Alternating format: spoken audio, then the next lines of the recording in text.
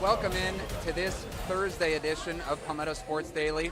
We're joined by Kevin in the Charleston area. We have Julia in the capital of Columbia, and my fellow New York Knicks NBA champion Jill up in the Myrtle Beach area. I'm Carmine Jamea, usually in Greenville, but today in Atlanta at FIFA Fan Festival in the ATL, where they're hosting the World Cup. And Czechia and South Africa just tied 1-1. I wish you guys could have heard the crowd roar just behind me here in Atlanta when South Africa tied it up with only a few minutes left in the game. It was epic, it was incredible, and there's only really three things that can transcend language and country barriers. One of them, music, the second one, sport, and the third one, art. And we have all three of those here, along with food.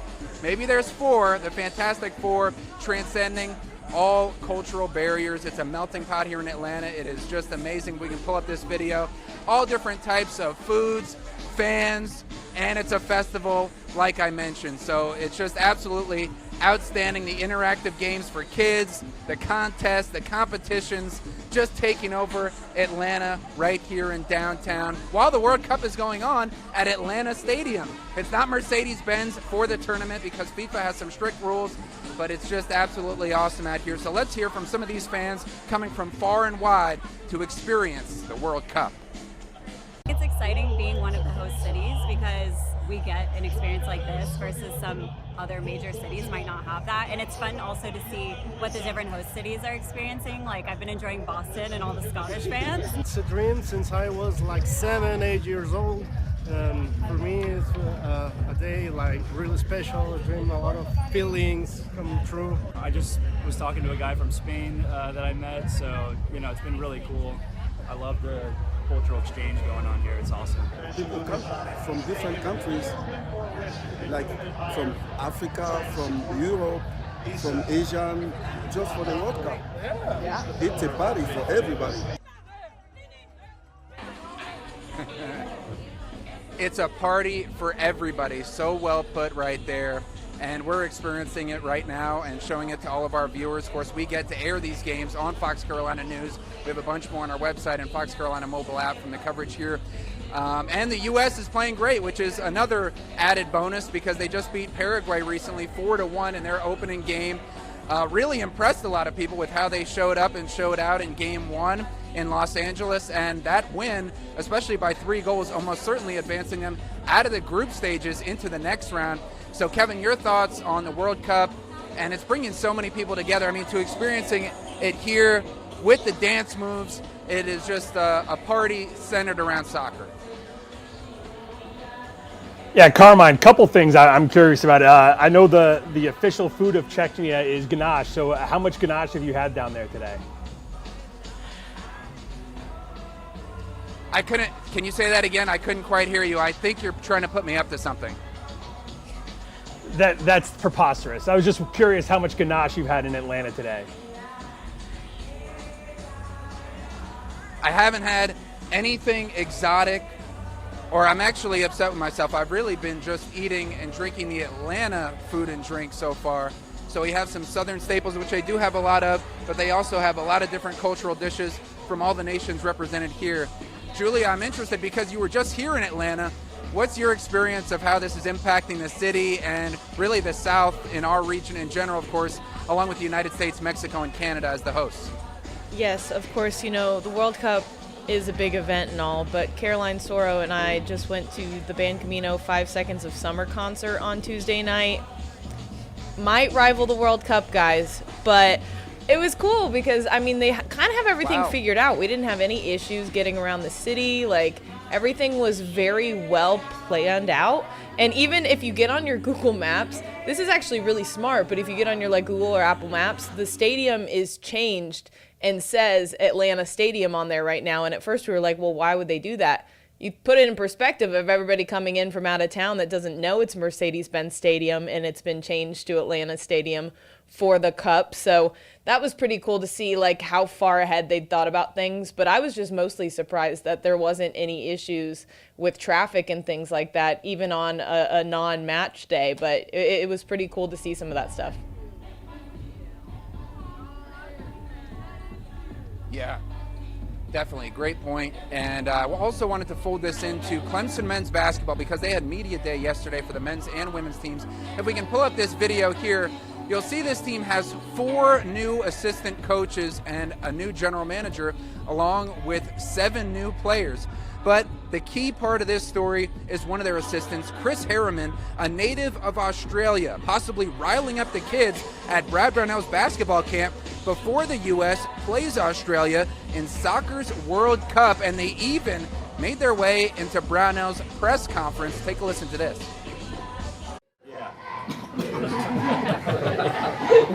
I think my Australian assistant poked the bear with the campers. We play them in soccer too, right? Is that Friday? Friday. Camp's over on Thursday. We may have averted disaster.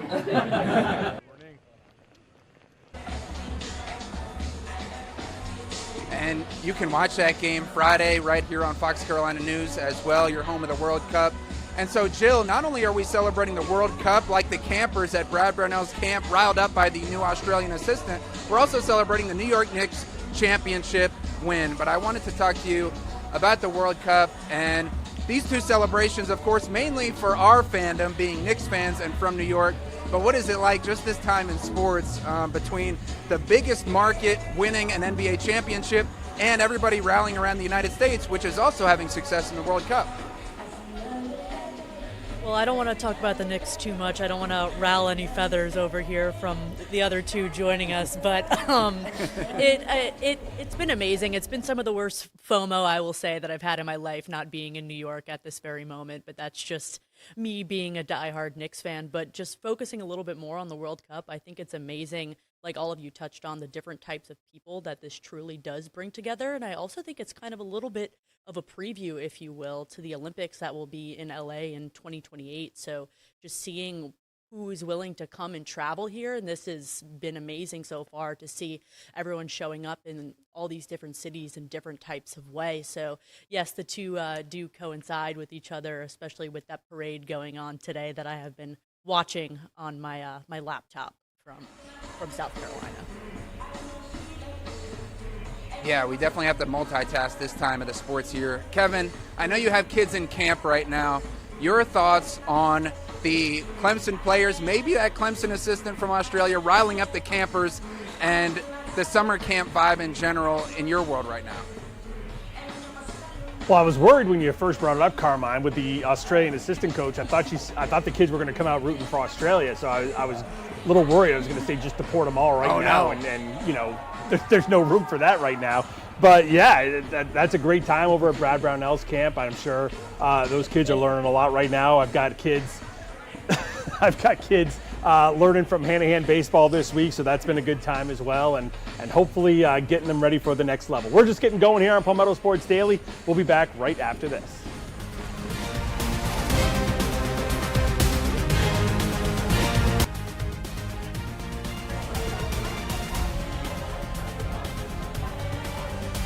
Welcome into Palmetto Sports Daily. It's time to talk some baseball, and even though it's just the middle of June, the first half of the regular season in the Carolina League wrapping up tonight.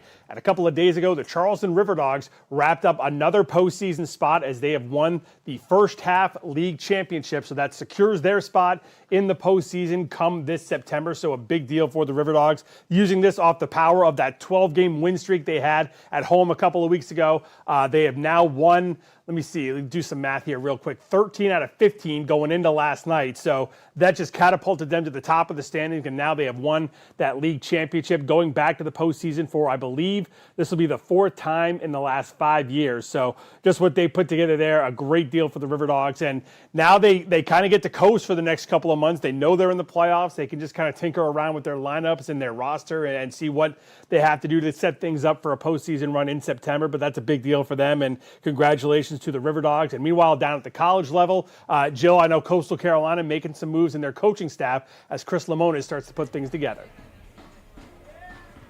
Yeah, there's been a lot of moves going on when it comes to the portal, coaching, recruits. It's been kind of all over the place out here, but they're bringing in Josh Hopper as the assistant pitching coach, coming from the Pittsburgh Pirates. Over 5 years with them. He's replacing Matt Williams, who we know was taken to USC with Kevin Schnall. This is a great pick. He has over 2 decades of experience overall just in coaching, and he'll bring that kind of, I don't want to say upgraded mindset, but just coming from the major leagues. He's produced and worked with major draft prospects and picks like Paul Skeens, and just bringing in that kind of mindset will be great. Coach Lemonis said this, I want to quote him right, so I printed it out. He said, Josh has worked with players at every stage of their careers. The experience will be tremendously valuable for our student athletes as we continue to compete for championships. So really just pushing that championship mindset as Coastal is trying to grow and keep up that consistent program that they have for so long.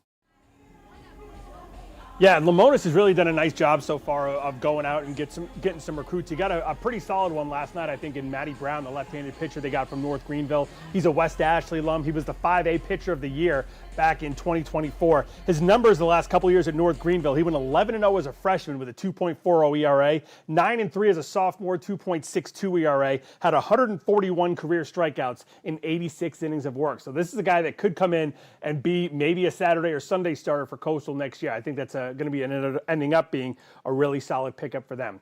We've got more here coming up on Palmetto Sports Daily. We'll be back right after this.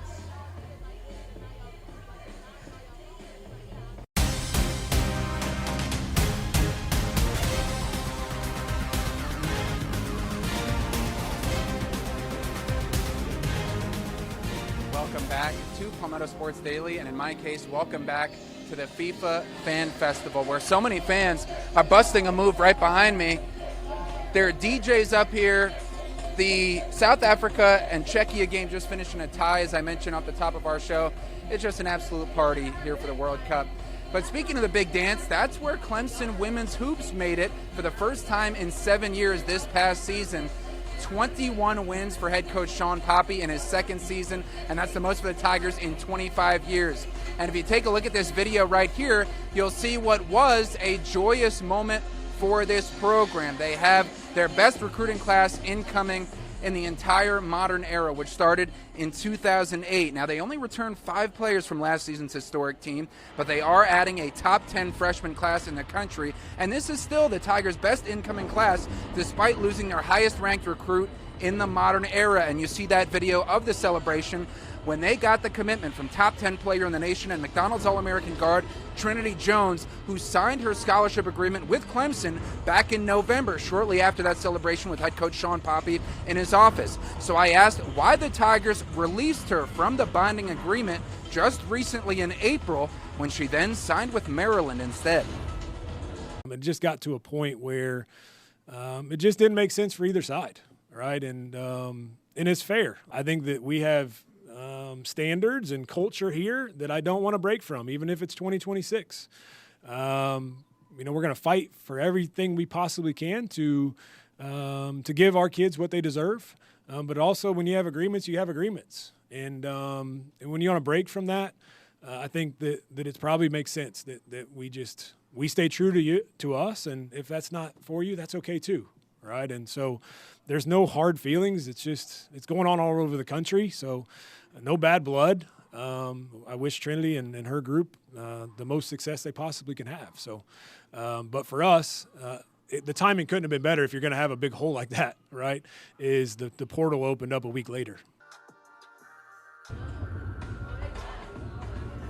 And that was great timing. As Poppy mentioned, they added 5 transfers from the Tigers to help fill the another McDonald's All-American from North Carolina, players from Virginia Tech, where Poppy was formerly an assistant, Arkansas, St. Mary's, Southern California, which handed Clemson its controversial season-ending loss in overtime of the first round of this past NCAA tournament in Julia's home of Columbia, South Carolina, where the Gamecocks were the host and then got some South Carolina revenge for Clemson in the second round of that tournament. Final note is Clemson is appealing the NCAA's decision to deny last year's Tigers leading scorer and leading assister, Mia Moore. They're trying to get another year of eligibility for her, so they're appealing that decision. But Julia, what do you make of this Tigers situation with Trinity Jones, a top 10 recruit who signed with Clemson as far as her scholarship, and then just looked like it didn't work out, and the two sides decided to part? It seemed like Clemson could have made this parting of ways much more difficult, but I think they just, wanted to wash their hands of it, let the young lady, fulfill her dream elsewhere. I think it's exactly as Coach Poppy said. This is something that's happening across the country, and as much as they would have been able to, come after her, as some other universities might for athletes who choose to make a decision like this, they chose the easy route, and I honestly think that that's the better way to do it at this point, because if you just, get yourself entrenched in all these different legal battles, that's only going to come back and be a reflection on you and your program. So I think that was probably the best way to do it. There's obviously a whole lot more that people do not know about what happened in this particular situation, but it's all things considered, I think this is the best way it probably could have gone for both parties, Jill. Yeah, what Coach Poppy's doing is protecting his culture and his team culture, and that is your job as a coach, and especially for some of those upperclassmen on this team. But if you, make her stay, if you will, what good does that do, right? Because then she's there, everyone else in that room then knows that she was trying to leave, and then that slowly sleeps into culture and team dynamic, which they just spent this whole season getting to that point that they've never gone to before. So then you're risking ruining that. And that's one of the things that he did mention. It's amazing what you can do when the culture and standard is winning. And now they're looking to come back and do the same thing, if not more, next year. So just protecting that Tigers mentality, if you will. Kevin, I'm curious what your thoughts are.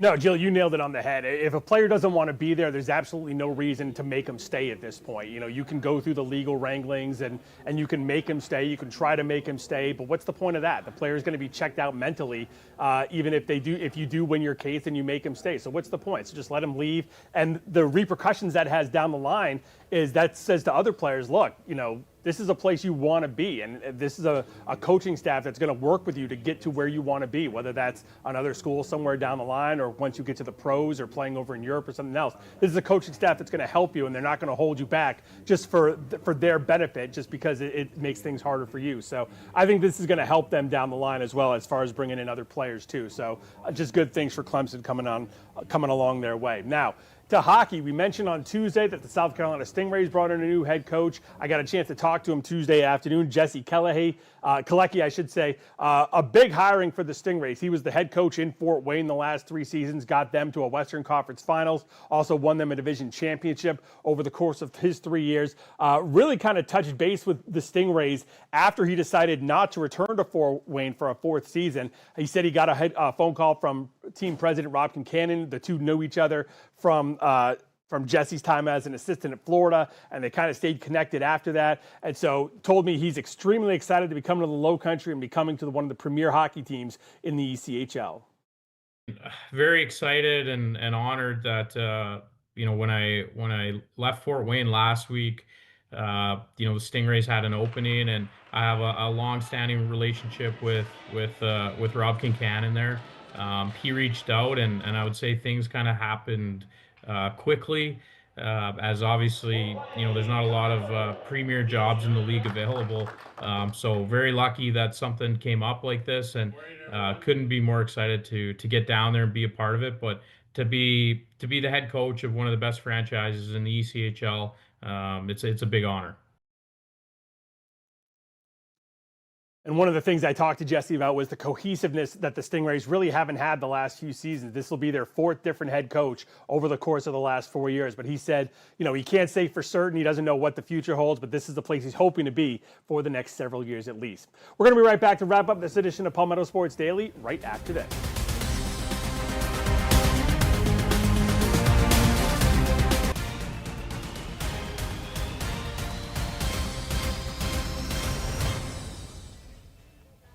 Welcome back to Palmetto Sports Daily. The World Cup is in full swing. Carmine, I know you're out there at FanFest, but the USA takes on Australia tomorrow at 3 in Seattle. But the kind of more overarching storyline is that the USA might be playing England on not only the 4th of July, but that would be the 250th anniversary for the United States. So you're looking at what is basically a Boston Tea Party of a soccer match. It would be absolutely insane.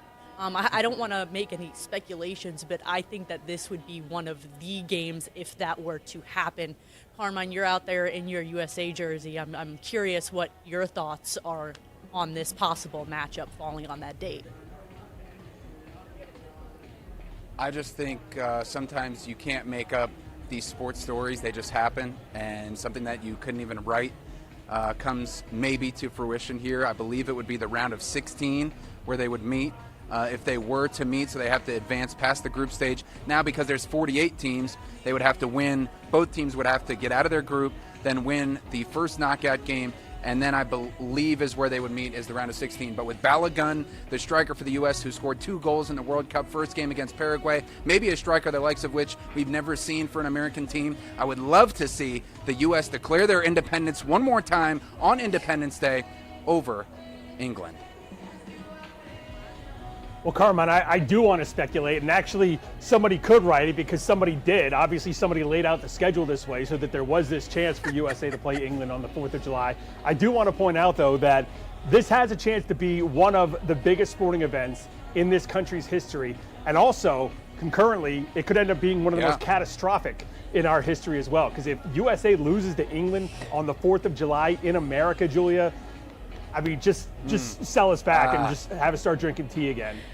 We would get clowned to the likes that we have not ever seen in the last 250 years. Like, they would make us jump back in Boston Harbor and go get the tea bags out. Like, we're talking that level of England on American crime. I don't know. I would love to see this personally, but it could go down as, you know, a game of all time. But all right, we have more time to speculate on this in the future, but we got to wrap this up for today. We'll see you again tomorrow.